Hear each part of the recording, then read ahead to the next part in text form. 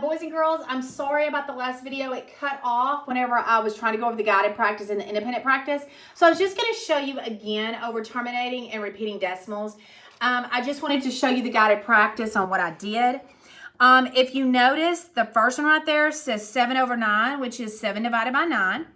And I did my work right there. And of course, it is a repeating decimal. So it would be 0.7 with a bar over it. Then on this next one, that is 1 divided by 33, which I know sounds really weird. So I did my 1 and I put my decimal and several zeros. Well, if you notice on this one, the actual thing that repeated is the 0.3. So whenever I put my answer, I wrote it with decimal 0.3 with the bar over it to let you know that the 0.3 was the repeating decimal. Then if you notice on this one, now we got into a mixed number. Guys, remember, you don't touch the whole number in front. So I did the 5 divided by 6. And after I worked it, if you notice, I got 0.833 and it would keep going. And so what I did was I put that -2 in the front, put my decimal, then the 83, and I put the bar over the 3 because the 3 is what repeats. So in all three of those, I got repeating decimals. Now then, the next part, it says to classify each number.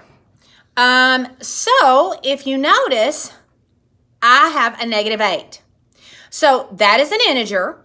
You can call that an integer because remember, integers are positive and negative whole numbers and 0. I also named it a rational number because the definition of rational numbers are anything that can be written as a fraction. Well, I can put that -8 over 1 and that would be written as a fraction. So I named it both integers and rational numbers. Now take a look at number 5. Do you see the -4 over 5?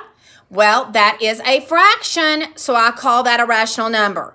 Now that is not an integer because an integer has to be a whole number, and that is not. All right, take a look at the next one. Do you see that it is a 6.3 and the 3 repeats? Well, you can write that as a mixed number. So since I can write it as a fraction, that is called a rational number. Can't be an integer because integers are whole numbers. Okay, moving down here. I wrote that fraction, 2 over 3, as a decimal number. So I did 2 divided by 3, worked it out, and I got 0.6666666. So, of course, when I wrote it, I just put 0.6 with a bar over it to let you know that the 6 is repeating. So you may look at this to help you on your independent practice, okay? So let's take a look at the independent practice real quick. All right, this is your assignment.